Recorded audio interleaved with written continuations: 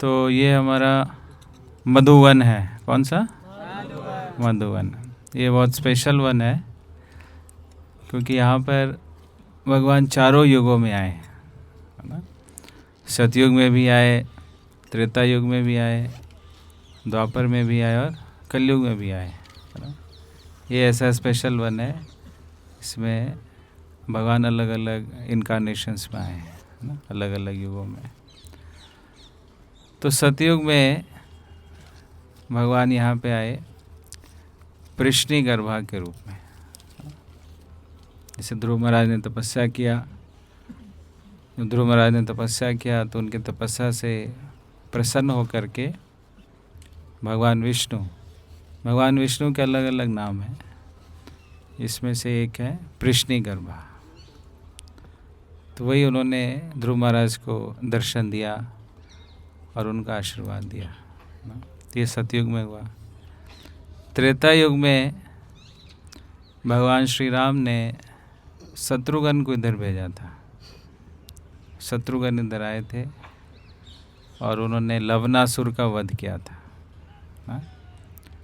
लवनासुर जिसकी गुफा में भी हम गए, है ना, तो उसके कारण ही इधर का जो वाटर है वो लवण का है।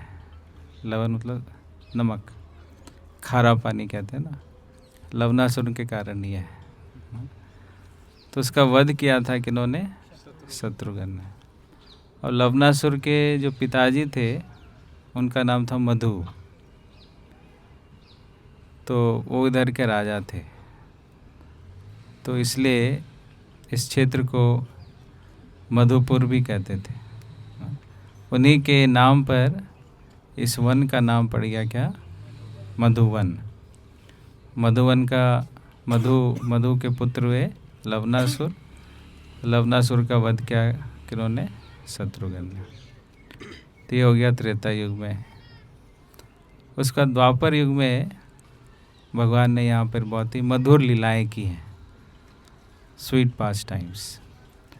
तो पास में एक मधु कुंड है, उसको कृष्ण कुंड भी कहते हैं, जहाँ से 1 किलोमीटर दूर होगा। तो वहाँ पर वहाँ का पानी जो था बहुत मीठा था, मधु के समान मीठा, इसलिए उस कुंड का नाम पड़ गया क्या? मधु कुंड। तो भगवान गाय चराते हुए जब इधर आते हैं तो उस कुंड में, कृष्ण कुंड में या मधु कुंड में गायों को मीठा पानी प्राप्त होता है, इसलिए उसका नाम पड़ा मधु कुंड। तो उसके नाम पे भी मधुवन है। दूसरा कि यहाँ पर मधु बहुत सारे पाए जाते हैं, हनी बीज, बी हाइव्स आपको बहुत दिखेंगे यहाँ पे, हनी। तो उसके कारण इधर इसका नाम मधुवन है। तो अलग अलग कारणों से इस वन का नाम क्या पड़ा? मधुवन। यानी इसमें जो सबसे प्रमुख लीला है, जो हमारे लिए जो बहुत ही प्रासंगिक है, और श्री चैतन्य महाप्रभु जिस लीला को बारंबार सुनते थे, 2 लीलाओं को बार बार सुनते हैं। किसके किसके? प्रहलाद महाराज और ध्रुव महाराज। ये हमारे रोल मॉडल्स हैं, प्रहलाद महाराज और ध्रुव महाराज। एक जो है वो डिटर्मिनेशन के लिए, ध्रुव महाराज कितना डिटरमाइंड थे, तो ठान लिया था मुझे भगवान के दर्शन करने हैं तो करने हैं, और अपने डिटर्मिनेशन से बिल्कुल भी वह हिले नहीं। उन्होंने बड़ी डिटरमाइंड होकर के सिर्फ 6 महीने के अंदर भगवान के दर्शन प्राप्त कर लिए, ओनली 6 months। और प्रहलाद महाराज से हम सीखते हैं क्या? कि कितनी भी विपरीत परिस्थिति क्यों ना हो, फिर भी भगवान के शेल्टर को नहीं छोड़ना है। ये हम दोनों के ऊपर, इन दोनों से ये हमारे ऊपर बहुत ही इम्प्लीमेंट होता है। हमारा डिटर्मिनेशन कई बार लूज़ हो जाता है और कई बार ऑब्स्टेकल्स देख करके हम विचलित हो जाते हैं, चलो भगवान रक्षा करेंगे कि नहीं करेंगे, डाउट आ जाता है। तो इसलिए प्रहलाद महाराज का चरित्र और ध्रुव महाराज का चरित्र हम बारंबार श्रवण करते हैं। तो ध्रुव महाराज का जो तपस्या है वो इसी स्थान पे हुआ है, इसलिए ये आप देखते हैं टीला है, ना, जहाँ हम थोड़ा सीढ़ियाँ चढ़ करके गए थे, थोड़ा हाइट पे था, तो टीला है। उसी टीला पे ध्रुव महाराज जी ने ऑस्टेरिटी परफॉर्म किया था और धीरे धीरे अपनी ऑस्टेरिटीज़ के लेवल्स को बढ़ाते चले गए, है ना। पहले जब आए थे तो उन्होंने फ्रूट्स पे रखा था फास्टिंग, फिर उसके बाद वो लीव्स पे आ गए, फिर वाटर पे आ गए, फिर एयर पे आ गए, फिर एयर को भी बंद करने वाले थे। तो ग्रेजुअली लेवल ऑफ ऑस्टेरिटी जो है वह इंक्रीज़ कर रहे थे। तो जिस प्रकार से हमारा प्यूरिफिकेशन होता है, तो वैसे वैसे हमें ऑस्टेरिटी करने में आसानी होती है। अगर प्यूरिफिकेशन नहीं होता है तो ऑस्टेरिटी करना बहुत मुश्किल हो जाता है ना। ऑस्टेरिटी के लेवल्स को बढ़ाना बहुत डिफ़िकल्ट हो जाता है ना। तो भक्ति में प्रगति हो रही है या प्रगति नहीं हो रही कैसे पता चलेगा? तो तपस्या करने में कितना हम ईगर हो रहे हैं, कितना ईगरनेस है ऑस्टेरिटी को परफॉर्म करने में। तीनों लेवल्स ऑफ ऑस्टेरिटी, मन की ऑस्टेरिटी, बॉडी की ऑस्टेरिटी और माइंड की ऑस्टेरिटी ना, तीनों के जो ऑस्टेरिटी है उसको परफॉर्म करने में कितना ईगरनेस है। और जितना हम ऑस्टेरिटीज़ को परफॉर्म करते हैं उतना तेज़ी से हमारा प्यूरिफिकेशन होता है। इसलिए तपस्या जो है वह भक्तों का आभूषण है ना। डिवोटीज लव टू मेक ऑस्टेरिटीज़, है ना। ऑस्टेरिटीज़ करने से वो पीछे नहीं रहते हैं, आगे रहते हैं।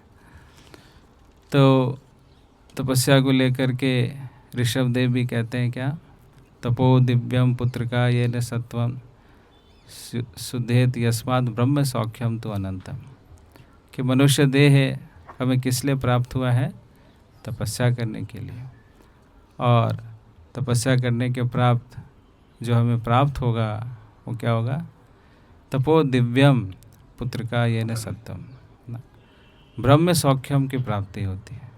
ब्रह्म सौख्यम का मतलब है कि ऐसा सुख जो कभी एग्जॉस्ट नहीं करता है। बाकी जो हैप्पीनेस होते हैं वो एक समय के बाद क्या हो जाते हैं? एग्जॉस्ट कर जाते हैं। लेकिन जो स्पिरिचुअल हैप्पीनेस है वो एग्जॉस्ट नहीं करते, इनएग्जॉस्टिबल ना। जैसे आपने विज्ञान में पढ़ा है, एग्जॉस्टिबल फ्यूल्स और इनएग्जॉस्टिबल फ्यूल्स। इस प्रकार से दो प्रकार से हैप्पीनेस होते हैं, एग्जॉस्टिबल हैप्पीनेस और इनएग्जॉस्टिबल हैप्पीनेस। एग्जॉस्टिबल हैप्पीनेस किसको कहते हैं? मटीरियल हैप्पीनेस को। इंद्रिय विषय और इंद्रियों के स्पर्श से जो क्षणिक आनंद की अनुभूति होती है वह एग्जॉस्टिबल हैप्पीनेस नहीं, एक्चुअली वह सुखों दुखों का शुरुआत है। उसको सुख लोग मान बैठते हैं, वास्तविक रूप से है क्या? वह दुखों की बिगनिंग है। लेकिन जो आध्यात्मिक सुख है वह इनएग्जॉस्टिबल है। आनंदम अम्बुधि वर्धनम, वो बढ़ता चला जाता है, वो रिड्यूस नहीं होता। जैसे आप सब अभी कल आए, धीरे धीरे आप सबकी जो आनंद है उसमें वृद्धि हो रही है कि नहीं हो रही? अरे आप ऐसे नंगे पांव घूम रहे हो, है ना, सभी जगह बहुत सिंपल लाइफ जी रहे हो। लेकिन ये क्या आप शहर में ऐसा कर सकते हो? नहीं कर सकते। तो शहर में ज़्यादा आनंद आता है या ब्रज में भक्तों के संग में इस प्रकार से तपस्या के जो जीवन हम व्यतीत कर रहे हैं उसमें ज़्यादा आनंद आ रहा है? इसमें ज़्यादा आनंद आता है ना। तो ब्लिस जो है वो इंक्रीज़ करता है जब हम ऑस्टेरिटीज़ को परफॉर्म करते हैं। लेकिन लोगों के अंदर गलत फहमी क्या है कि तपस्या करने से दुख प्राप्त होता है, इसलिए तपस्या से वो घबराते हैं। लेकिन गलत फहमी है, जितना हम तपस्या करते हैं हमारा जो आनंद है उसकी वृद्धि होती है। तो ध्रुव महाराज ने भी इसी प्रकार का तपस्या किया। और क्यों तपस्या किया इसकी स्टोरी भी आप सबको पता ही है कि उनके पिताजी का नाम क्या था? राजा उत्तानपाद। उनकी दो पत्नियां थी, कौन कौन सी? सुरुचि और सुनीति। सुरुचि से रुचि थी किसको? उत्तानपाद को। सुनीति जो नीति से चलती थी, है ना, नाम याद रखने का, है ना, फॉर्मूला। रुचि, है ना। तो उत्तानपाद की रुचि थी किसमें? सुरुचि में। और सुनीति क्या थी? नीति से चलती थी, है ना। तो उत्तानपाद एक प्रकार से बहुत बड़े राजा थे ना, लेकिन अपनी पत्नी के आगे वह हैंड पैक्ड हस्बैंड, जिसको ना हैंड पैक्ड हस्बैंड, हिंदी में क्या बोलते हैं उसको? जोरू का गुलाम। किसने बोला? अच्छा, गुड। उसका हैंड पैक्ड हस्बैंड बोलते हैं कि जैसे जैसे माता जी घुमाएगी वैसे वैसे वो घूमेंगे, है ना, इसको कहते हैं जोरू गुलाम। तो वो इतने बड़े राजा होने के बावजूद भी जो सुरुचि कहती थी वो वही फॉलो करते थे, है ना। सो इतनी बड़ी कमजोरी है ये अटैचमेंट टू अपोजिट सेक्स, है ना, कि बड़े बड़े राजा महाराजा जो भी हैं, लेकिन इस वीकनेस के आगे फंस जाते हैं। राजा मानधाता भी, है ना, मुचकुंद, ये भी यही बतलाते हैं कि मैं जब बाहर निकलता हूँ और सभी राजाओं के ऊपर विजय प्राप्त करता हूँ, लेकिन जब महल में आता हूँ, अंतःपुर में आता हूँ, तो मैं रानियों का स्लेव बन जाता हूँ, है ना। तो इसी प्रकार से उत्तानपाद जी भी सुरुचि के एक प्रकार से हैंड पैक्ड हस्बैंड थे। लेकिन ध्रुव महाराज उनके पुत्र थे, तो ध्रुव महाराज एक बार उत्तानपाद जी के गोद में बैठ गए, है ना। तो वहीं पर सुरुचि थी। सुरुचि ने क्या बोला कि तुम राजा के गोद में बैठने के योग्य नहीं हो, उतर जाओ इनके गोद से। ध्रुव महाराज भी कम थोड़ी थे, उन्होंने कहा तो मेरा अधिकार है, this is my right, birth right to sit on the lap of my father. No, for that you have to take birth from my womb. मेरे गर्भ से तुम्हें बाहर निकलना पड़ेगा, तब जाकर के तुम योग्य बन सकते हो, एलिजिबल बन सकते हो राजा उत्तानपाद की गोद में बैठने के। तो उनको बड़ा क्रोध आया, गुस्सा आया। छोटे से बच्चे थे, 5 साल के थे, लेकिन गुस्सा जो था बहुत था, है ना। और गुस्से में वो पैर पटकते हुए अपनी मदर के पास गए। उन्होंने कहा कि ये क्या है, वो मेरे पिता है कि नहीं है? हाँ, वो तुम्हारे पिता है, लेकिन सुरुचि से अटैच्ड है। तो मैं इनके अहंकार को जो समाप्त करूँगा, मैं इनसे भी बड़ा राज्य प्राप्त करना चाहता हूँ। उन्होंने कहा वो राज्य कैसे प्राप्त होगा? उन्होंने कहा कि भगवान ही है जो हमारी सारी इच्छाओं की पूर्ति करते हैं, तो आप भगवान के पास जाओ। तो उन्होंने कहा कि भगवान कहाँ मिलेंगे? मतलब भगवान तो जंगल में मिलते हैं। तो भगवान को ढूंढना है तो वन में जाओ, वन में जा कर के तुम भगवत प्राप्ति करो। तो सुनीति माता का बहुत अच्छी नीति थी, है ना। अपने बच्चे के उन्होंने सही मार्गदर्शन किया, है ना। आजकल की माता के जैसे कि नहीं, कि अगर बेटा इस्कॉन मंदिर आना शुरू करता है, बेटा मत जाना इस्कॉन मंदिर, ऐसा बोलते हैं, है ना। भगवान को इतनी जल्दी ढूंढने की क्या ज़रूरत है, हमें तो नहीं मिले, तुम्हें क्या मिलेंगे, है ना। तो डोंट गो, मना करते हैं। सुनीति माता ऐसी माता नहीं थी। सुनीति ने कहा कि ना, जाओ भगवत की प्राप्ति करो। कहाँ पर? वन में जा कर के। तो महाराज ध्रुव जी जब छोटे बालक ही हैं और वह निकल पड़े वन की तरफ, और रास्ते में उनको कौन मिले? नारद मुनि। नारद जी ने कहा बेटा कहाँ जा रहे हो? तो उन्हें क्या बोला, मैं जा रहा हूँ भगवत प्राप्ति करने के लिए, वन में जा रहा हूँ। उन्होंने कहा कि वन पता है क्या होता है? तुम तो अभी छोटे बच्चे हो, 5 साल के हो। वन में शेर होता है, भालू होता है, चीता होता है ना, तो तुम्हें तो कच्चा खा जाएंगे वो लोग, है ना। तुम्हें डर नहीं लगता? तो नारद जी आपको कुछ पॉजिटिव स्टेप्स बताने तो बताओ, एनकरेज करना है तो करो, नहीं तो मेरे रास्ते से हट जाओ। ही वाज सो ना फोकस्ड, बदले की आग में वो जल रहे थे। रिवेंज, उनको रिवेंज लेना था, किससे? अपने पिता से। तो रिवेंज लेना भी तो इस प्रकार का रिवेंज लेना चाहिए, नहीं बदले की आग में अगर कोई जल रहा है तो उसको भगवान की तरफ डायरेक्ट कर देना चाहिए। है कि नहीं? तो देखो इस रिवेंज की अग्नि को कितना कंस्ट्रक्टिव तरीके से इस्तेमाल किया और भगवान के दर्शन को प्राप्त कर लिया ना। तो हर एक चीज़ को भगवान की सेवा में लगाया जा सकता है। तो फिर नारद जी ने कहा कि आप जो है नहीं परफॉर्म कर पाओगे, छोड़ दो ना, कि नहीं मुझे जाने दो। तो नारद जी टेस्ट कर रहे थे ना, गुरु जी कई बार टेस्ट करते हैं कि कर पाएगा कि नहीं कर पाएगा। तो उन्होंने देख लिया है जो इसका मटेरियल बड़ा अच्छा है ना, ये कर लेगा, परफॉर्म कर लेगा। तब उन्होंने उनको प्रॉपर गाइडलाइंस दिए। तो ये बोनाफाइड प्रामाणिक गुरु का ये लक्षण होता है, जब वो मार्गदर्शन करते हैं तो प्रामाणिक तरीके से करते हैं और उनके इंस्ट्रक्शंस को हम फॉलो करते हैं तो उसका हमें पूरा रिजल्ट भी प्राप्त होता है ना। किसी भी चीज़ को हम कैसे समझ सकते हैं ये सही है या गलत है, उसके परिणाम से, परिणामों से चखा जा सकता है, टेस्ट किया जा सकता है। तो प्रामाणिक गुरु के संरक्षण में रहकर हम भक्ति करते हैं तो अपने अंदर बदलावों को देख करके हम समझ सकते हैं कि ये जो इंस्ट्रक्शंस हमें प्राप्त हो रहे हैं, जिस पे हम चल रहे हैं, उसका कितना पॉजिटिव इफेक्ट्स है।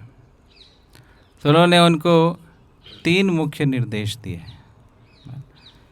पहला दिया कि आप सही स्थान को चुनो, और सही स्थान उनको उन्होंने इस वन में भेजा।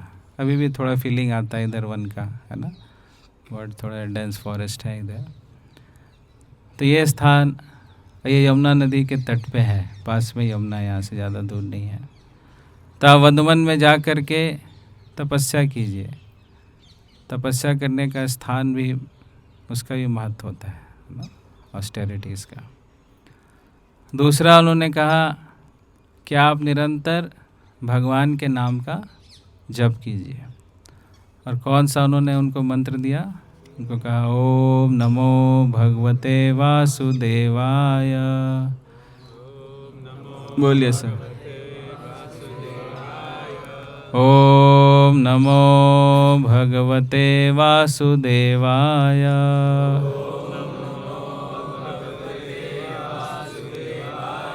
ओम नमो भगवते वासुदेवाय।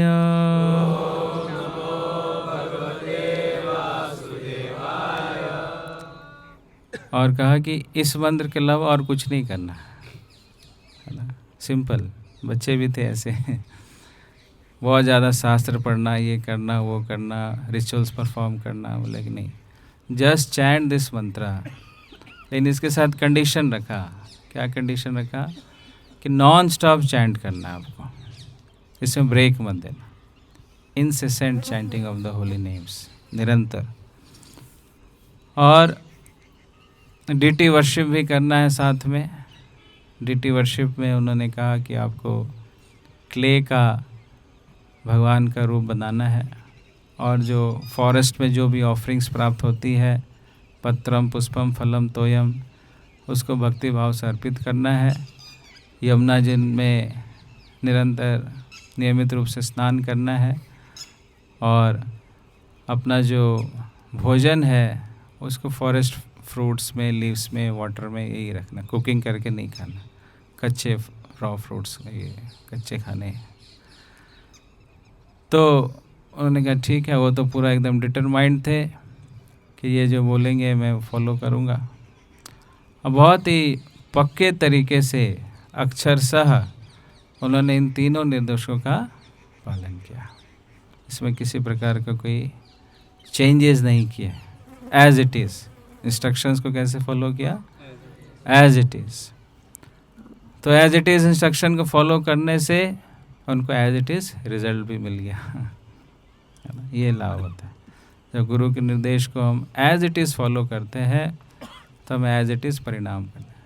जिस मात्रा में हम उससे मिलावट करते हैं, एडल्ट्रेशन करते हैं, उसमें जो जोड़ घटाव करते हैं, उस मात्रा में हम अपने लक्ष्य की प्राप्ति से दूर हो जाते हैं।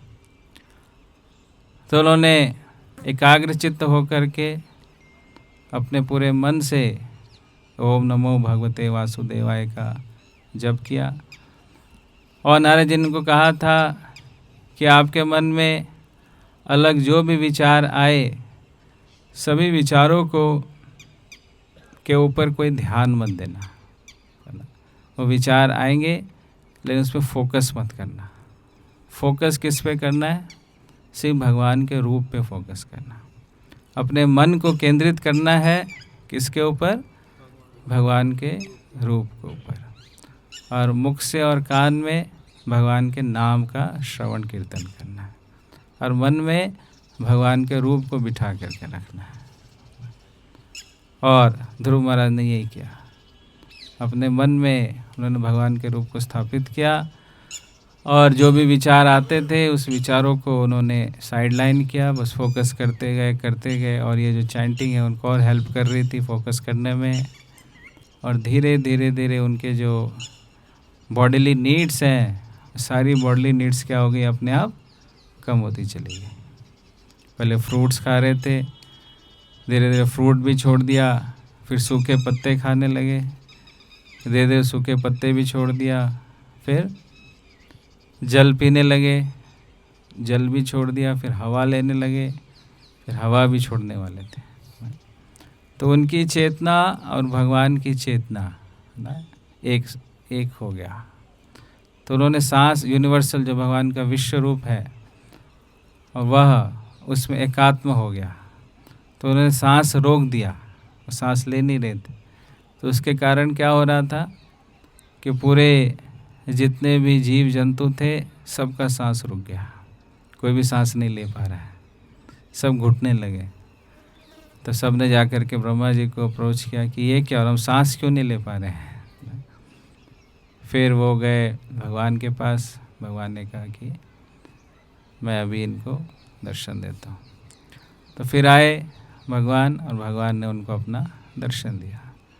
तो जैसे उन्होंने दर्शन दिया तो वैसे उनकी इच्छा हो रही थी कि मैं कुछ भगवान के लिए प्रार्थना करूं, लेकिन वो प्रार्थना नहीं कर पा रहे थे। उनकी इच्छा थी लेकिन वो कर नहीं पा रहे। कई बार हमारी इच्छा होती है भगवान के आगे प्रेयर्स करें, हम नहीं कर पाते। फिर भगवान ने इस स्थिति को देख करके उनके हाथ, जो 4 हाथ होते हैं, 4 हाथ में शंख चक्र गदा पद्म वहाँ धारण करते हैं। तो शंख से भगवान ने ध्रुव महाराज के सर के ऊपर स्पर्श किया। जैसे उनको स्पर्श किया वैसे ही ध्रुव महाराज ने बहुत सुंदर सुंदर प्रार्थनाएं करना प्रारंभ कर दिया। और उसमें से एक जो प्रमुख प्रार्थना है जिसमें वो कहते हैं कि मैं तो कांच के टुकड़ों के लिए प्रयास कर रहा था और मुझे क्या प्राप्त हो गया? हीरे मोती जवाहरात ज्वेल्स प्राप्त हो गए। तो कांच के टुकड़े वो किसको कह रहे हैं? जो मटेरियल बेनिडिक्शन है, भौतिक इच्छाएं हैं, जो भौतिक लाभ है। तो उनकी इच्छा क्या थी? किसके लिए उन्होंने इतना बड़ा तपस्या किया? ब्रह्मा जी से भी बड़ा राज्य मुझे प्राप्त हो। लेकिन जब भगवान के दर्शन हो गए तो उन्हें कि मुझे अब कुछ नहीं चाहिए, है ना। ये भगवद गीता में भगवान कहते हैं, यम लब्ध्वा नाचा परम लाभम मन्यते नाधिकम ततः, कि जिसको भगवत प्राप्ति हो जाती है, जो इस पथ पर अग्रसर हो जाता है, उसको फिर ऐसा लगता है कि मुझे और कुछ नहीं चाहिए। जो इसके इतने सारे मटेरियल एम्बिशंस होते हैं, वो सारे के सारे मटेरियल एम्बिशंस क्या हो जाते हैं? समाप्त हो जाते हैं। अन्याभिलाषिता शून्यम ज्ञान कर्मादि अनावृतम, all material ambitions are finished. जैसे कोई भगवान के सुंदर रूप का दर्शन करता है, उसको लगता है कि ये लाभ तो सबसे बड़ा लाभ है, बाकी ये छोटे मोटे भौतिक चीज़ों के पीछे भाग रहा था। तो ध्रुव महाराज ने भी यही कहा कि मैं किसके पीछे भाग रहा था और मुझे क्या मिल गया। किसकी कृपा से मिला? नारद जी की कृपा से। तो नारद जी ने कैसे डोव टेल किया, है ना। So this is a sign of expert preacher. जो एक्सपर्ट प्रीचर है वो इस प्रकार से व्यक्ति की जो टेंडेंसीज हैं, जो कैपेसिटी है, उसको भगवान की सेवा में डिफ्लेक्ट कर देता है ना। इसलिए उसको फैसिलिटेटर भी बोलते हैं। आप में से कितने लोग फैसिलिटेटर की सेवा करते हो? फैसिलिटेटर करते हो? तो facilitation, what of a facilitation, किसको फैसिलिटेशन कहते हैं? कि जिसमें हम फैसिलिटेट करते हैं उसको भगवान की तरफ ले जाने में।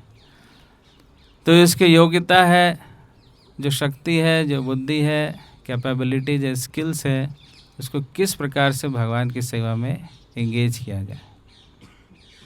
जैसे प्रभुपाद जी ने हिप्पीज़ के साथ किया।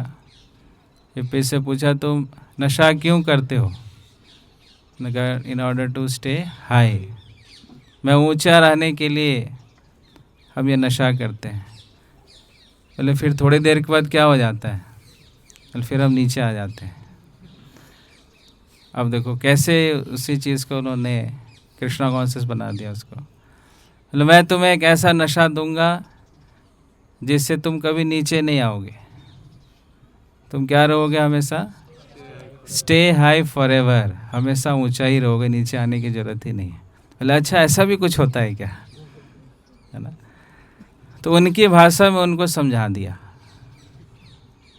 है ना। अगर ये कहते हैं कि लो माला जप करो, नशा छोड़ो, माला जप करो, तो लोग हिप्पी लोग कोई करता माला जप, गीता पढ़ो? नहीं। तो पहले प्रभुपाद जी ने उनकी भाषा समझी। इनकी भाषा, लैंग्वेज क्या है? इनकी लैंग्वेज है stay high, they want to stay high. तो उसको कनेक्ट कर दिया किससे? भक्ति से। You want to stay high, yes I will make you stay high forever, है ना। ये सबसे बड़ा नशा है। मैं भी बड़ा नशेरी हूँ, है ना। ये कौन सा नशा है? भक्ति का नशा, है ना, हरि नाम का नशा। तो ये करो। तो उन्होंने किया और देखो स्टे हाई फॉर एवर हो गए। तो इस प्रकार से जो नारद जी है ना, वो हम देखते हैं कितने एक्सपर्ट प्रीचर हैं। किस प्रकार से किसी के अंदर जो टेंडेंसी है, प्रोक्लिविटी है, स्किल्स है, उसको भगवान की तरफ इंगेज करना। लेकिन कई बार हम प्रचार में गलती करते हैं कि बहुत ज़्यादा कट करना शुरू कर देते हैं, है ना। ये नहीं करना, वो नहीं करना, ऐसा नहीं करना, नेति नेति नेति। फिर व्यक्ति परेशान हो जाता है, बोलता है कि जाओ आज के बाद हम इस्कॉन तो आएंगे नहीं, है ना। बहुत ज़्यादा उसको नियम, रूल्स, रेगुलेशंस बताने लगते हैं। जैसे कहता है अरे इतना कुछ करना पड़ेगा, है ना। नहीं, जो करना है उसके टेंडेंसी के अनुसार ही उसे हमें एंगेज करना चाहिए, तब वो खुशी खुशी करेगा। आप फोर्सफुली किसी को कुछ करोगे तो नहीं करेगा, है कि। तो नारद जी ने उनके क्षत्रिय भाव को भगवान की सेवा में लगा दिया, उनके डिटर्मिनेशन को, उनके एंगर को भगवान की सेवा में लगाया। और देखो उसी एंगर की वजह से, उसी रिवेंज की वजह से, उस टेंडेंसी की वजह से वह भगवान के दर्शन कर लिए मात्र 6 महीने के अंदर। तो भगवान ने क्या किया उनके साथ? शंख को उनके सर पे स्पर्श करा दिया। जैसे उन्होंने शंख का स्पर्श किया वैसे उन्होंने सुंदर सुंदर प्रार्थनाएं की। ऐसे देखे तो ध्रुव महाराज अभी उतने पढ़े लिखे नहीं हैं, अभी कोई स्कूल वगैरह वो नहीं गए थे, लेकिन इतनी सुंदर प्रार्थनाएं वो कैसे कर पा रहे हैं। So this is all by the mercy of Krishna. भगवान की कृपा से व्यक्ति कुछ भी कर सकता है। इसलिए कहा गया है मुखम करोति वाचालम पंगुम लंघयते गिरिम यत् कृपा तमहम वंदे श्री गुरु दीनतारणम। कि जो गूंगा व्यक्ति है वो क्या बन जाता है? वाचाल बन जाता है, बड़बड़ बड़बड़ बोलने लगता है। जो बोल नहीं सकता है वो बोलने लगता है। अब देखे ऐसे भक्त हैं जो बहुत शाई है लेकिन जब प्रचार की सेवा में आते हैं तो बहुत बोलना शुरू कर देते हैं, है ना। ऐसे देखो तो चुपचाप बैठे रहेंगे, है ना। इन बोलो कि बुक डिस्ट्रीब्यूशन करो, किसी को प्रीच करो, तो एकदम बड़बड़ बड़बड़ बोलना शुरू कर देते हैं। फिर बोला इधर कुछ नहीं है तो अपना चुपचाप बैठ जाते हैं, है ना। तो ये शक्ति कहाँ से आती है? भगवान से आती है। पंगुम लंघे ते गिरिम, कि जो लंगड़ा व्यक्ति है वो क्या कर सकता है? वो पहाड़ को भी लांघ सकता है, लंगड़ा व्यक्ति भी। हम देखते हैं भक्तों में वो चलते नहीं, घर से निकलेंगे तो स्कूटी के साथ निकलेंगे, या साइकिल चाहिए या 4 पहिया चाहिए। लेकिन जब गोवर्धन परिक्रमा करते हैं, है ना, तो नंगे पाँव कर लेते हैं, 21 किलोमीटर चल लेते हैं। कैसे चल लेते हैं? इतने बड़ा परिक्रमा है। तो ये सब कैसे हो पाता है? भगवान की कृपा से। इसलिए भगवत गीता में भगवान कहते हैं तेषां नित्य अभियुक्ता नाम भजताम प्रीतिपूर्वकम ददामि बुद्धि योगम तम येन माम उपयान्ति थे, कि जो सतत भाव से मुझसे युक्त है उसको मैं बुद्धि देता हूँ। तो बुद्धि हमें च्यवनप्राश से चाहिए या भगवान से चाहिए? किससे चाहिए?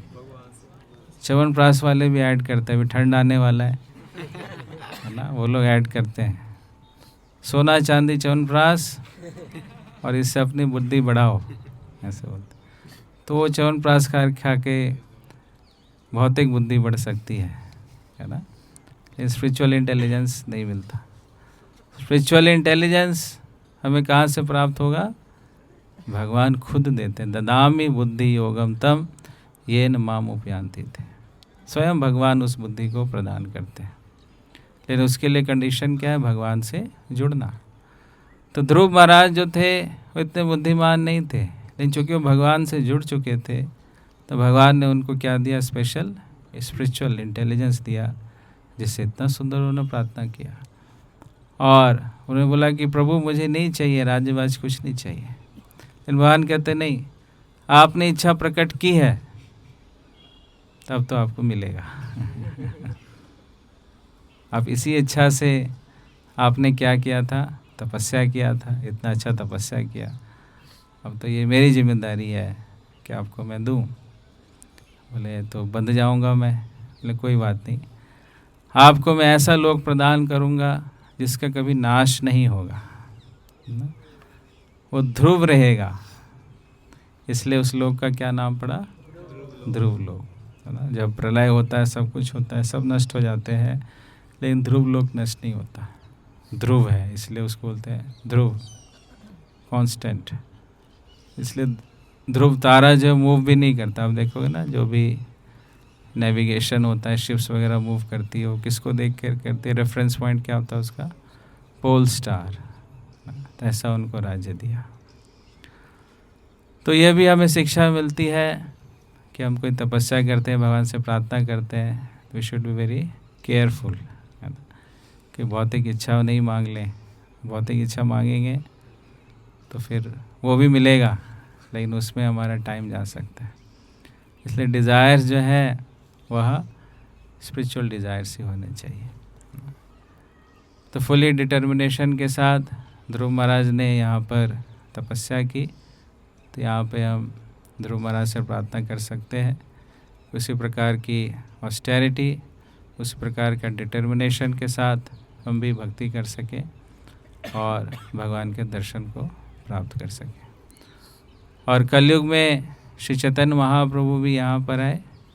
श्री चैतन्य महाप्रभु जब आते हैं तो इस वन में भी आते हैं और इस वन का ही भ्रमण करते हैं। तो इसलिए इस वन के विषय में कहा गया है कि सतयुग में, त्रेता में, द्वापर में और कलयुग में, चारों युगों में भगवान अलग अलग रूप में आते हैं। इसलिए यह मधुवन की महिमा है। और यहाँ पर अम्बरीश महाराज और दुर्वासा मुनि का भी कथा यहीं पे हुआ है ना, जो ड्रामा भी है आपका, है ना। तो ड्रामा होगा जब, तो उसमें उसके विषय में हम चर्चा करेंगे। नवरात्रि का प्लान है आज इवनिंग में। तो वो वाला पास टाइम भी दुर्वासा मुनि और अम्बरीश महाराज का वो भी इसी वन में हुआ है, मधुवन। ओके, हरे कृष्णा कृष्णा कृष्णा हरे हरे, हरे राम राम राम हरे। किसी कोई प्रश्न है? महाराज जी का मतलब राज्य कहा था उनका, लेकिन यहाँ पे तपस्या करने आए थे, तो उनका मतलब होम स्टेट क्या था? होम स्टेट यूपी या बिहार था? वो पूरा पृथ्वी उनका था, पृथ्वी के राजा। कैपिटल होगी ना मेन जहाँ पे उनका पैलेस। उस समय को जो राजा होते थे वो 14 प्लैनेट्स के राजा होते थे, छोटा मोटा नहीं होता था।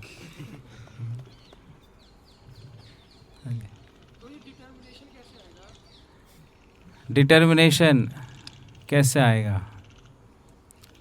डिटर्मिनेशन कम कैसे होता है, पहले ये बताओ। हाँ जी, हाँ, असत्संग करने से हमारा डिटर्मिनेशन वीक होता है।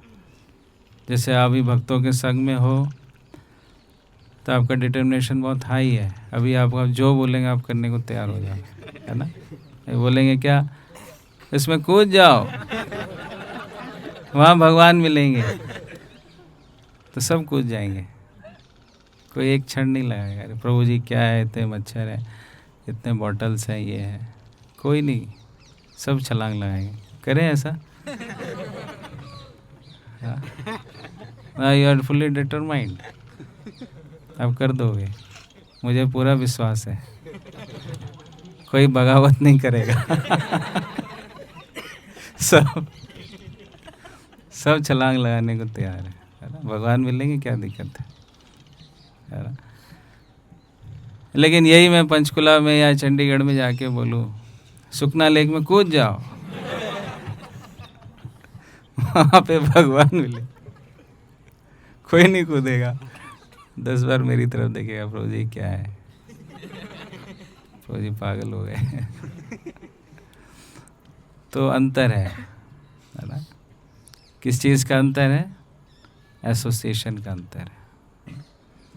तो नॉन डिवोटी एसोसिएशन से हमारा डिटर्मिनेशन कम होता है, वी बिकम वीक। जैसे आप यात्रा करके जाओगे अपने कॉलेज में, ऑफिस में, सब पूछेंगे आपको कहाँ से आए हो, वृंदावन से, अरे टाइम पास करके आ गए, हमने ये कर लिया वो कर लिया, इतना पैसा बना लिया, इतने हो गया, ये हो गया वो हो गया, लगा अच्छा हो सकता है इन्होंने किया है ना? तो our determination becomes weak by non devotee association. और कैसे वीकन होता है?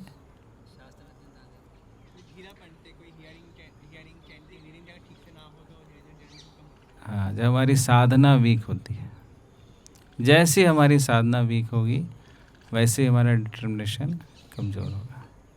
साधना स्ट्रांग है तो डिटर्मिनेशन भी स्ट्रांग है, साधना वीक है डिटर्मिनेशन भी वीक है। और कैसे वीक होता है? हाँ, 4 रिलेटिव प्रिंसिपल्स को सही से पालन नहीं करते हैं। जैसे प्रभु जी सुबह क्लास से बता रहे थे,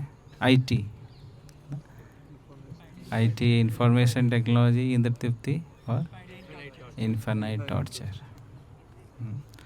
तो sense gratification weakens our determination. हम इंद्र तृप्ति करते हैं, किसी भी इंद्रियों से इंद्र तृप्ति करते हैं तो हमारे डिटर्मिनेशन को वीक करता है।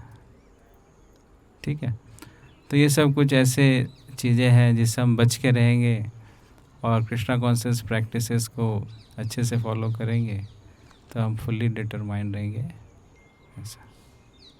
ओके, ठीक है।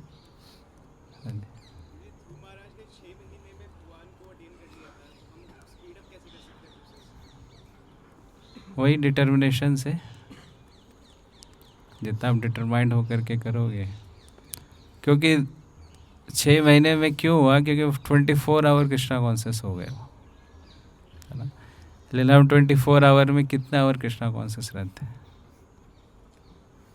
That is the question. Prabhupada ji कहते हैं क्या, आपकी इंटेंसिटी कितनी हाई है। जिस मात्रा में इंटेंसिटी होगी उस मात्रा में हम कृष्णा कॉन्शियसनेस में ग्रो करते हैं।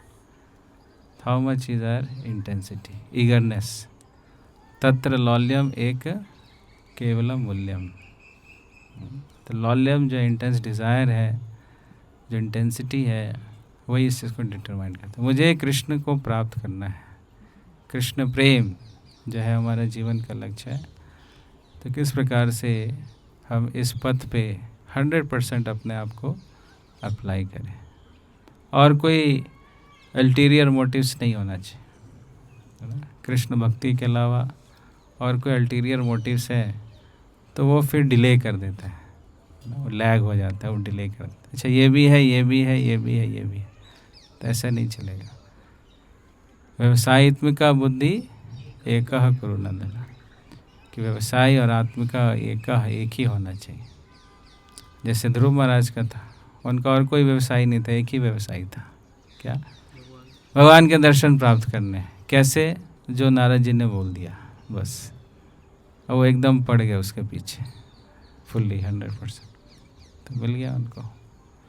तो वैसे इस डिटर्मिनेशन से कोई भगवान के दर्शन लाभ के लिए, भक्ति के लिए 100% उसमें रेजोल्यूट इंटेलिजेंस के साथ लगेगा तो प्राप्त हो जाएंगे, कोई बड़ी बात नहीं है। लगना हमें है, पथ भी पता है, रास्ता भी पता है, लेकिन चलना इंडिविजुअली है। समझो इसमें कोई कलेक्टिवनेस नहीं है कि हमारे बदले में कोई और चलेगा, नहीं। बाकी लोग हमें इंस्पायर कर सकते हैं, बाकी लोग हमें मोटिवेट कर सकते हैं, but ultimately this is the path which we have to follow. हमें इस पे चलना है, कोई हमारे बदले चल नहीं सकता। रोज आप चलो थोड़ा, आप तो बड़े महान भक्त हैं, आप मेरे लिए चल लो, नहीं। प्रभुपाद जी कहते हैं क्या? We have to fly our own plane. Plane आपको दे दिया जाएगा, डीजल भरवा दिया जाएगा, है ना, सारी फैसिलिटी दे दी जाएगी, अच्छे से अच्छे पायलट से ट्रेनिंग भी दे दी जाएगी, लेकिन प्लेन तो हमें ही चलाना पड़ेगा, है ना, उसमें कोई दूसरा विकल्प नहीं है। तो इसलिए जब प्लेन खुद ही चलाना है तो हमें उस पर पूरा लगना है, चलना चाहिए, ठीक है। Thank you for the wonderful lecture. तो जी आपने बताया था कि ध्रुव महाराज ने जो है नारद मुनि का instruction इनका नाम भी ध्रुव है ना? अरे एक और ध्रुव है ना, एक और ध्रुव है जो पीछे बैठे।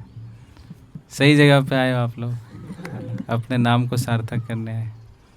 और कोई ध्रुव है? अच्छा, 2 ध्रुव काफ़ी है। यस। तो जी नारद मुनि के इंस्ट्रक्शन को ध्रुव महाराज ने बिल्कुल सीरियसली पालन किया। तो आपने बताया था कि जिस मात्रा में हम भगवान के गुरु के इंस्ट्रक्शन का पालन करते हैं, उस मात्रा में हम आगे प्रोग्रेस करते हैं। तो जी क्या होता है कि जब गुरु के आदेशों में हम कुछ मिलावट करते हैं तो हम कृष्ण से और गुरु से दूर हो जाते हैं। तो एक टेंडेंसी बन जाती है कि पता नहीं ये प्रोसेस काम कर रहा है कि नहीं कर रहा है, तो गुरु के इंस्ट्रक्शन पे हमारा जो फेथ है वो कम होने लग जाता है, क्योंकि हम गलती कर रहे हैं उसको फॉलो करने में। तो कैसे हम उसको ठीक करें? तो इसलिए गाइडेंस का होना बहुत ज़रूरी है ना। भक्ति जो है मार्गदर्शन में ही करना चाहिए। समा after certain time we feel अब मुझे मार्गदर्शन की आवश्यकता नहीं है, तो हम किसी के अंडर रहना नहीं चाहते। This is the big problem, ये बड़ी समस्या है। क्या मुझे सब कुछ पता है? प्रभु जी क्या बोलेंगे? ये 4 चीज़ें बोलेंगे, ABCD। ए फॉर, यही है ना? एप्पल तो नहीं बोल रहा है। एसोसिएशन है, बुक रीडिंग है, चैंटिंग है, प्रसाद है, एकादशी है, ई फॉर एकादशी, ये मैं सब फॉलो कर ही रहा हूँ। प्रभु जी इससे ज़्यादा क्या बोलेंगे, है ना। तो gradually we don't want to take instructions, है ना। तो इसमें ट्रैप है ये, है ना। अपनी अकाउंटेबिलिटी जब हम लूज़ करते हैं, है ना, तब माया वहाँ प्रवेश कर जाती है ना। जब अपने मन को अपना गुरु बना देते हैं, है ना, कि लोग अपना मन को ही गुरु बना, मन जैसा बोलेगा वही ठीक है ना। मन मौजी, मन का मौजी माया का फौजी, देखिए। तो फिर वो माया में ही लेकर के जाएगा. So that's why we should have someone in our life to whom we are accountable to. Accountability बहुत ज़रूरी है. नहीं तो धीरे धीरे धीरे अपने हिसाब से इंडिपेंडेंट हो जाएंगे. फिर बहुत मुश्किल है भक्ति में प्रगति करना, है ना. ओके, आगे.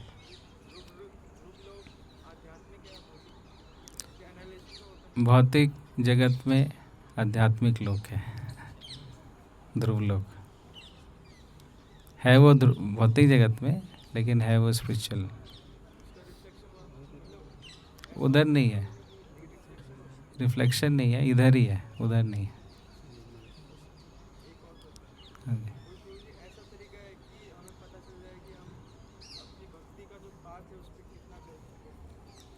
हाँ, तो इसके लिए आप बताया मैंने, आप कोई वरिष्ठ भक्तों के संरक्षण में रहे, वो आपको बताएंगे. जो बताने के लिए तैयार है, कई लोग जाते ही नहीं उनके पास. अरे ये क्या बताएंगे. होता है ना, स्कूल में टीचर्स होते हैं, स्टूडेंट बोलते हैं नहीं इनके पास नहीं जाएंगे, कोचिंग वाले टीचर वहाँ जाएंगे, ट्यूशन लगाएंगे, ये करेंगे. और जो सरकारी टीचर बैठा हुआ है वो बेचारा खाली बैठा रहता है. तो जो हमें प्रमाणिक तरीके से we have got facilitators, mentors, counsellors, then we should take their time. उनसे भागे नहीं. उनसे हम जितना दूर जाएंगे उतना भक्ति से दूर जाएंगे. घूम फिर के हमें बाद में वहीं पे आना पड़ेगा, है ना. So that's why this is very important point कि gradually we tend to deflect or stay away from our counselors, mentors, facilitators, and अपने जो श्रद्धा है उन श्रद्धा हम कमज़ोर करते हैं, है ना. तो जिधर से पोषण मिलता है हमें उधर से ही पोषण लेना चाहिए, है ना. बोले नहीं हम इधर बॉटल मिल्क पी लेंगे, उधर से पी लेंगे, ये पी लेंगे, है ना, उससे काम नहीं चलेगा. इधर से आपकी भक्ति का प्रारंभ हुआ है, जिनसे आप जुड़े हो, अच्छे स्टैंडिंग में हैं, तो we should take shelter of those devotees, है ना.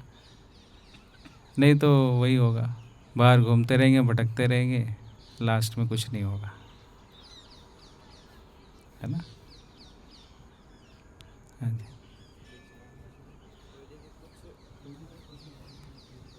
हाँ.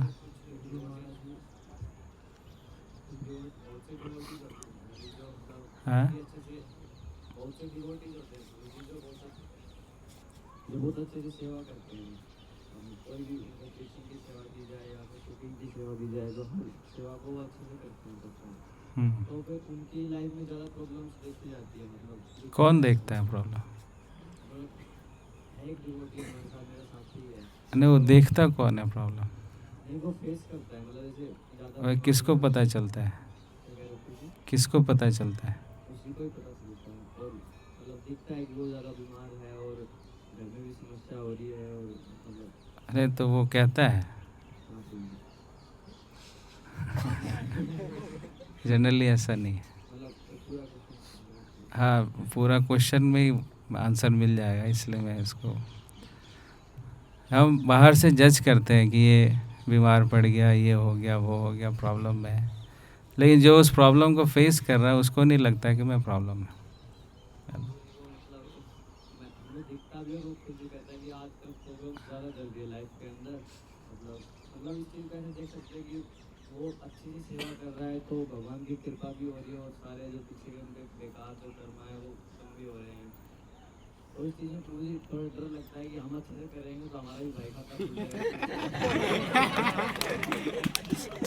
वही ना. हमारी क्लास लगेगी. तो इस चीज़ को डर को मतलब कैसे कम करें. मतलब करना तो है साधना अच्छे से, लेकिन फिर डर लगता है कि हमने तो. इसलिए गीता में भगवान क्या बोलते हैं, वो श्लोक याद है आपको. तो श्लोक को बार बार दोहराओ. क्या श्लोक है. सर्वधर्मान परित्यज्य माम एकम शरणम व्रजा अहम त्वाम सर्व पापेभ्यो मोक्षयिष्यामि। Complete the line. मोक्षयिष्यामि नहीं पता? अच्छा, यही तो दिक्कत है। इस श्लोक आज याद कर लीजिए, ठीक है। इस श्लोक में अंत में भगवान क्या बोलते हैं? माँ शुचा। माँ शुचा के मतलब क्या? डरो मत, डरने की जरूरत नहीं है। भक्ति में हम आते हैं तो भय से मुक्त हो जाते हैं, भयभीत नहीं होते, है ना। अभय चरणारविंद, है ना। अभय चरणारविंद का मतलब कि जो भगवान के चरण कमलों का आश्रय ग्रहण करता है उसे क्या प्राप्त होता है? अभय, है ना। तो इसलिए भक्ति करेंगे तो भय से मुक्त होंगे। चैलेंजेस तो आएंगे लेकिन भय नहीं आएगा। तो हम चैलेंजेस से घबराते नहीं हैं, यही तो प्रॉब्लम है। भगवान से जुड़ो, जितना भगवान से जुड़ोगे, चैलेंजेस जितने भी आएंगे, you will not be become fearful. भगवान से नहीं जुड़ोगे तो छोटी छोटी चैलेंजेस में परेशान हो जाओगे, छोटी सी बात होगी उसी में परेशान हो जाओगे। अगर आप भगवान से जुड़े हो तो बड़े से बड़े चैलेंजेस को भी सोचो ये तो कुछ भी नहीं है, तो बहुत कुछ होना चाहिए था, भगवान ने तो कुछ नहीं किया मेरे साथ, है कि नहीं। It's all the level of surrender. Challenges आएंगे। प्रभुपाद जी के जीवन में कितने चैलेंजेस आए, पांडवों के जीवन में कितने चैलेंजेस आए, ध्रुव महाराज के जीवन में, प्रहलाद महाराज, सभी भक्तों के जीवन में आप देखिए चैलेंजेस आते। तो भक्त जो है वो चैलेंजेस से कभी भागते नहीं हैं, लेकिन उन सभी चैलेंजेस को फेस करने की शक्ति उनको भगवान से प्राप्त होती है ना।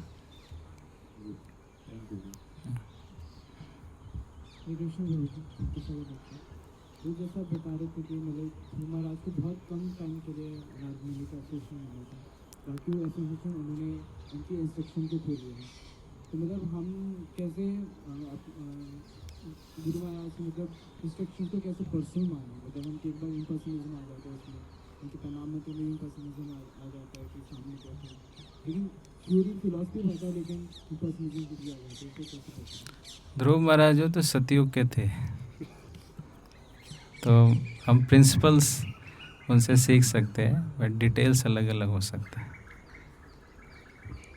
ध्रुव महाराज जो थे वो सतयुग के जो लोग थे वो नेचुरली धार्मिक होते थे, सिंध से बहुत दूर रहते थे, और हमारी स्थिति कुछ अलग है।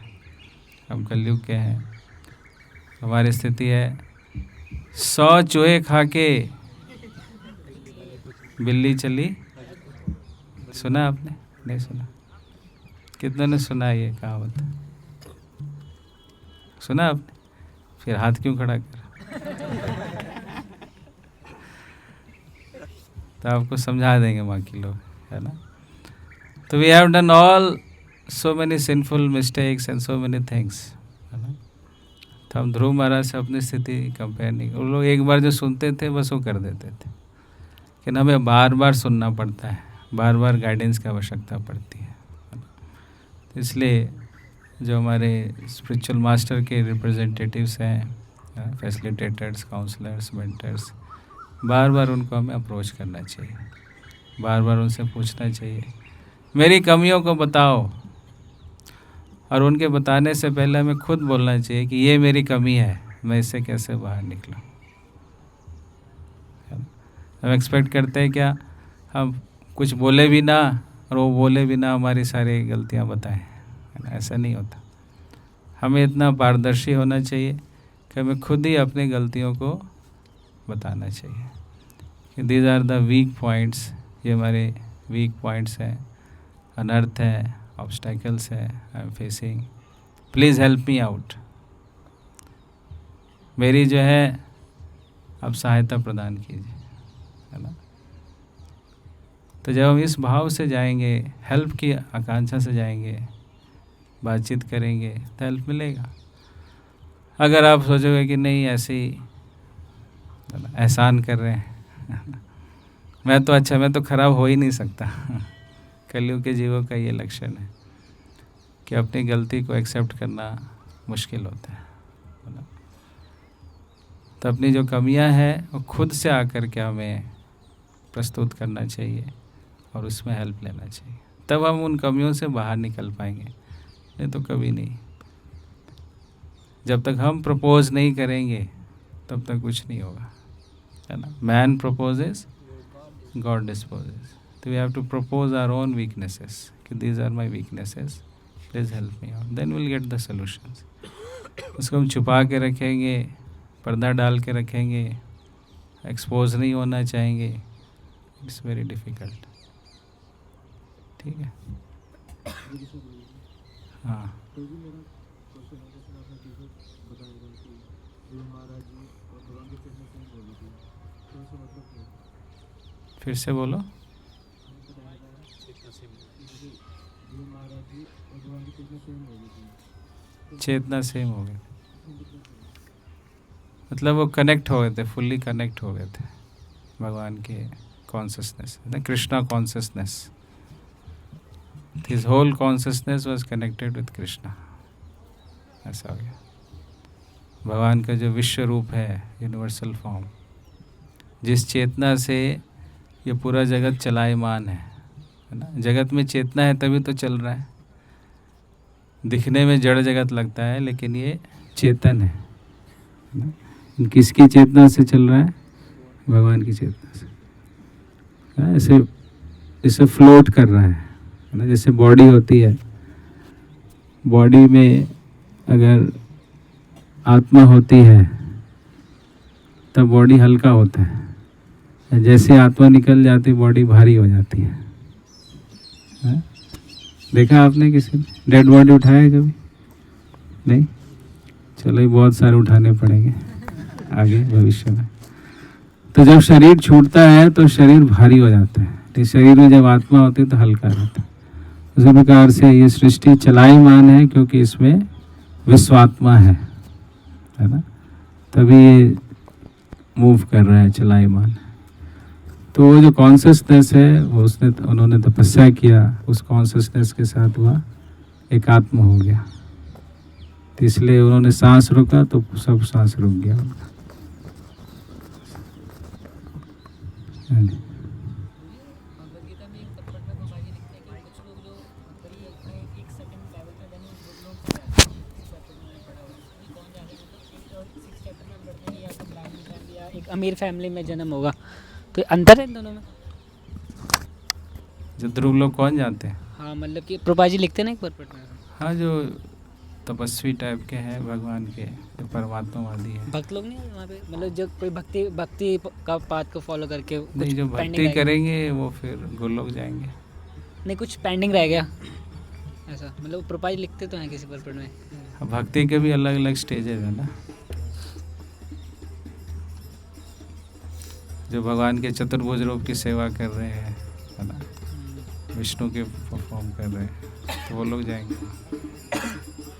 लेकिन जो कृष्ण भक्ति में लगे हैं वो तो फिर गोलोक जाएंगे, या आज भगवान जहाँ पे भौम लीला कर रहे हैं उस स्थान पर जाएंगे।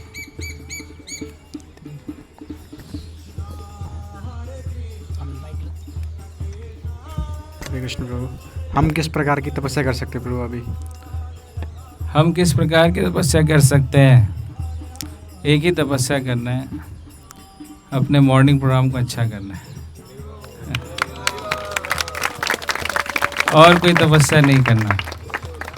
फ्रूट पे रहना, वो पत्तों पे रहना, पानी पे रहना, सांस बंद कर देना, ये सब हम नहीं कर सकते। हमारे लिए एक ही तपस्या है, मॉर्निंग प्रोग्राम में सुबह जल्दी उठ करके अपनी 16 माला कंप्लीट करना, पूरा मॉर्निंग प्रोग्राम अटेंड करना और आजीवन करना, यही तपस्या है। ऐसा नहीं 1 दिन किया 2 दिन किया बस अब तो रेस्ट है। 3 दिन बहुत तपस्या हो गई, तपस्या मोड ऑन था, अब ऑफ हो जाएगा, तो वो नहीं। यही तपस्या हमारे लिए, चाहे आप खा करके मॉर्निंग प्रोग्राम करो या भूखे रह के मॉर्निंग प्रोग्राम करो, एक टाइम खा के 10 बार, जो भी आपकी बॉडी अलाउ करती है, लेकिन मॉर्निंग प्रोग्राम होना चाहिए। ये है, अगर कोई कुछ नहीं खा रहा है लेकिन मॉर्निंग प्रोग्राम में सो रहा है तो उसका कोई फ़ायदा ही नहीं। जो 10 बार खा रहा है लेकिन मॉर्निंग प्रोग्राम में जगा हुआ है तो ज़्यादा अच्छा है। तो हमारा पैरामीटर क्या है? Morning program. इसलिए इस समय नहीं देखना है ये प्रभु देखो ये चाउमीन खा रहा है या पिज़्ज़ा खा रहा है, ये तो 1 प्लेट खीर खा रहा है प्रभु जी, है ना, भर भर के खीर खा रहा है। तो वो नहीं देखना है। क्या देखना है? Morning program. अब हवा पे रह के भी हम मॉर्निंग प्रोग्राम में सो रहे हैं तो हवा पे रहने का कोई मतलब नहीं है। समझ आ रहा है? So this is the test, this is austerity. क्योंकि सबसे ज़्यादा जो मन को फाइट करना पड़ता है वो किस समय करना पड़ता है? मॉर्निंग प्रोग्राम में, चैंटिंग में। बाकी टाइम में सब ठीक रहता है कि नहीं? सुबह ही तीर धनुष तलवार सब म्यान से बाहर निकलते हैं, है कि नहीं? बाकी टाइम कोई इशू नहीं है। So this is our austerity, only austerity, और कोई ऑस्टेरिटी नहीं। ठीक है? हरे कृष्णा प्रभु जी ध्रुवलोक कहाँ आता है? प्लानिटरी सिस्टम्स में? ध्रुवलोक इसी भौतिक जगत में है। अब मैप है उसका मैं दिखा दूंगा आपको। ठीक है?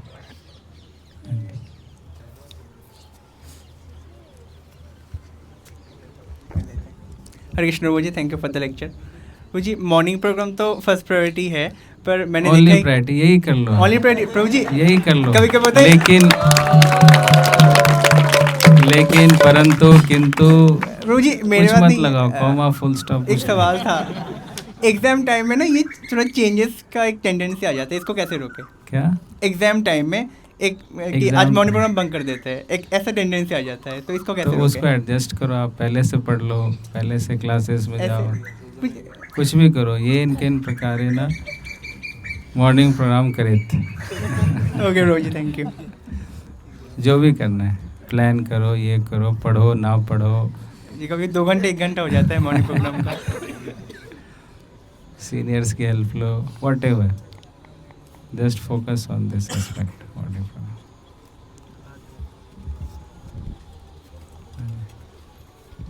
हरे कृष्ण प्रभु जी, जो मतलब ऐसे तपस्या में और जो वैराग्य है, तो प्रभु जी इसमें मतलब वैराग्य में समझना क्या चाहिए कि नकलीपन और इसमें क्या मतलब डिफरेंस जो क्या चीज़ें है? मॉर्निंग प्रोग्राम के लिए प्रतिकूल है उसको छोड़ना ये वैराग्य है ना। जिन चीज़ों से हमारा मॉर्निंग प्रोग्राम खराब होता है उसको छोड़ना, इसी को वैराग्य कहते हैं। बस ठीक है।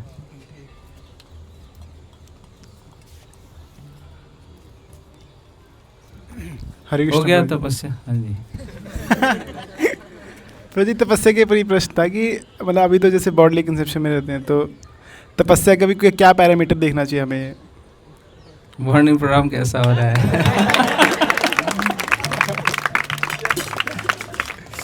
सुबह 4 से 10 आप क्या कर रहे हो?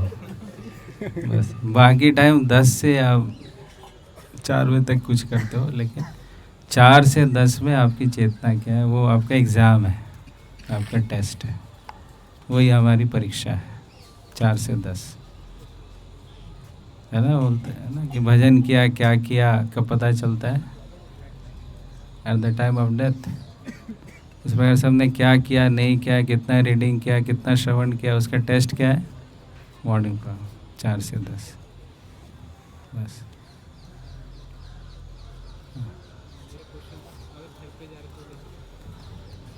घर पे तो आप एडजस्ट करो, घर पे भी एडजस्ट करो। जैसे मॉर्निंग प्रोग्राम करते हैं, जैसे स्टूडेंट्स के लिए होता है कि बताया जाता है कि सुबह सुबह पढ़ोगे तो वो इफेक्टिव रहता है, और मॉर्निंग प्रोग्राम में भी ये कहते हैं कि भक्ति का यही टाइम है, तो दोनों के बीच वो हो रहा है। मॉर्निंग प्रोग्राम करोगे, आपके सारे एग्जाम्स भी अच्छे होंगे, आपकी जॉब भी अच्छी लगेगी, सब कुछ अच्छा होगा। लेकिन वो एक साध है सब सदे, सब सदे सब जाए। सुना आपने? नहीं सुना। बस एक को साधना है, 4 से 10, 6 घंटे दे दो भगवान को। आपकी पढ़ाई भी अच्छी होगी, लिखाई भी अच्छी होगी, जो आपके लिए बेस्ट जॉब है वही आपको मिलेगा, है ना। अच्छे भक्तों का संग मिलेगा, कार्तिक यात्रा में भी आते रहोगे, है ना। सब बढ़िया बढ़िया होगा। अब इधर उधर भटकोगे तो सब कुछ हाथ से जाएगा। हरे कृष्णा प्रभु जी, मतलब जैसे हम हॉस्टल में रहते हैं तो मॉर्निंग प्रोग्राम की मतलब कैसे एडजस्ट करें? चाहे स्वर्ग में रहे, चाहे नरक में रहे, चाहे हॉस्टल में रहे, चाहे घर में रहे, चाहे बेस में रहे, चाहे मंदिर में रहे, चाहे गुरुकुल में रहे, हमारी चाहे ट्रेन में रहे, चाहे फ्लाइट में रहे, बस में रहे, 4 से 10 वही करना है, ठीक है। जैसे भोजन के लिए हम करते हैं ना, हम कहीं भी रहते हैं, ब्रेकफास्ट कर लेते हैं, डिनर कर लेते हैं, लंच कर लेते हैं, है ना। जगह ढूंढ लेते हैं, है ना। किसी को पेट साफ करना, वो जगह ढूंढ लेता है, वो कहीं भी निकाल लेगा जगह। खेत दिख जाएगा उसको, सुलभ शौचालय दिख जाएगा, कोई पेड़ दिख जाएगा, कुआं दिख जाएगा, हैंडपंप दिख जाएगा, सब दिख जाएगा, है ना। उसका फोकस है क्या? पेट साफ करना। Where there is will there is way. बस रुकवा के लोग पेट साफ करते है कि नहीं? रोको बस किसी तरह से। कितना भी ड्राइवर भगा रहा है उसको रोकना पड़ता है। बाकी लोग भी रुकते हैं कि नहीं? चलो आप लोगों ने नहीं किया, मैंने कई यात्राएं देखी ऐसी। रुकवा देते हैं, मिनरल वाटर से धुलाई करते हैं। कुछ ना कुछ हो जाता है कि नहीं? कि उसकी प्रबल इच्छा है।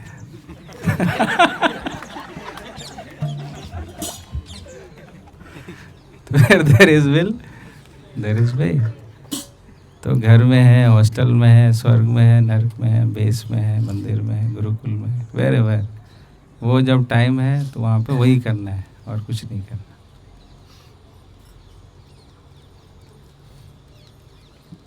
ओके, हरि बोल।